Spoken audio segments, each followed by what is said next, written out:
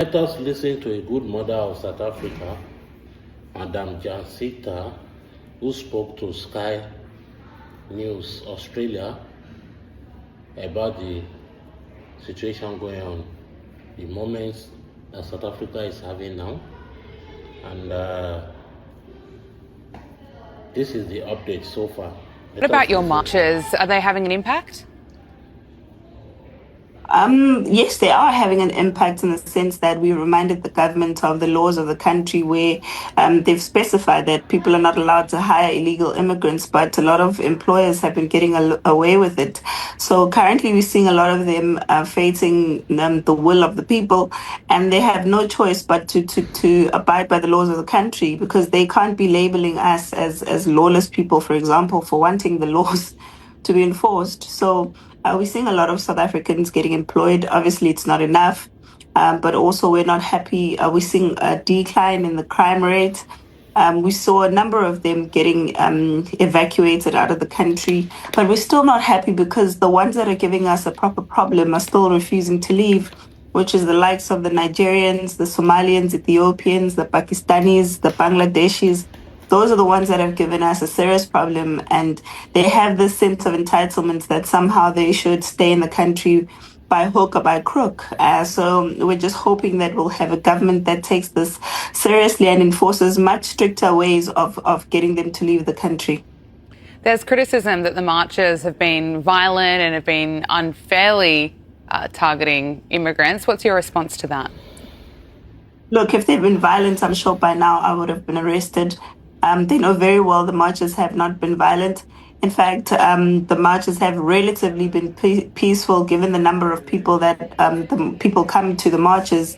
I mean, it's unprecedented numbers, marches bigger than any we've seen in the country at all, with no buses being sent out to get people out. People are coming out generically because they feel like they're tired and they want to express themselves. What about the media's coverage? Do you think this issue is being fairly reported in the media? I think we've concluded that the media has already chosen a side, and we're happy with that.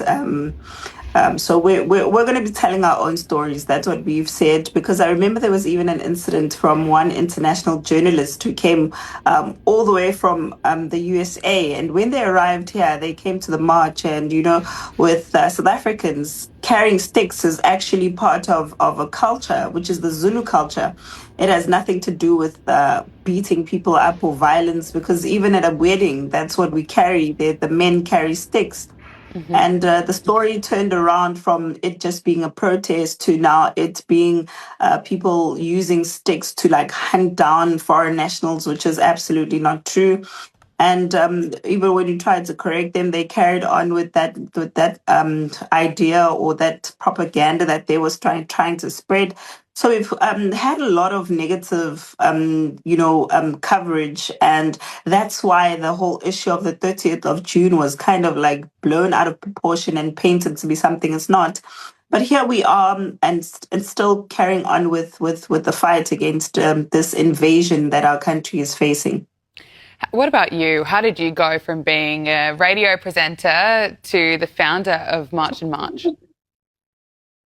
It wasn't easy, to be honest with you. I think it was exactly my radio,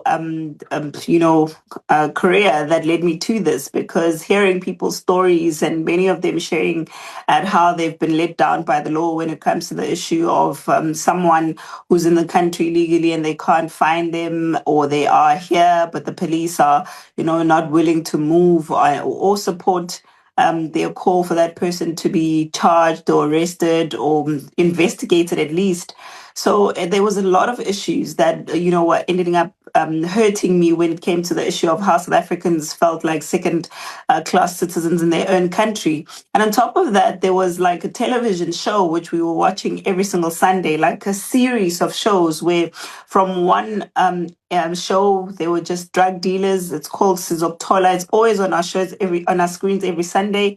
And then from there, it was another show, Vuga, where people are just going around exposing all these crimes that people are committing in the country, and they're not South Africans. And week after week, it would be people coming back from outside of South Africa, but sometimes you'd see the same offenders coming back because of our criminal justice system. So it was just a transition that had to happen, I feel, because, as a South African and as someone who's concerned about the future of this country, I could see that there's no future left for a South African anymore.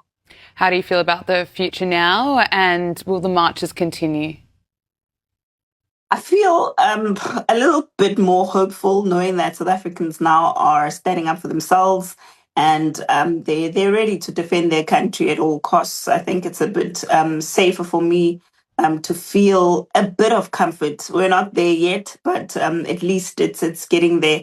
And then, the marches are definitely going to be continuing because our government has, as I said, made promises, but to date, we haven't seen those promises yield any results, or we don't see a potential of them yielding results at that, because the things that they have suggested are possible, but there is no means for them to happen. Because we want a border gate, for example. We don't have a mere border gate in the country.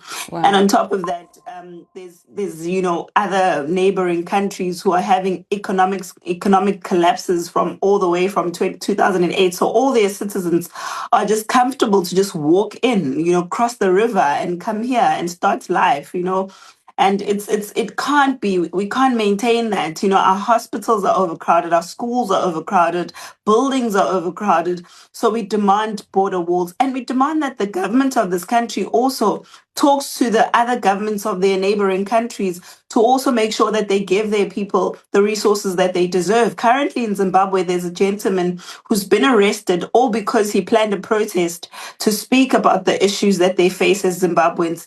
And nobody's making any noise about it. Our government is quiet about it. You can't be having citizens arrested just because they want to make their voices heard, because the natural effect of that is that those citizens end up collapsing their own countries to come to ours. And it can't be a workable and sustainable model. Jacinta Zuma, founder of the March and March movement, thank you so much for making the time to speak with us on Power Hour.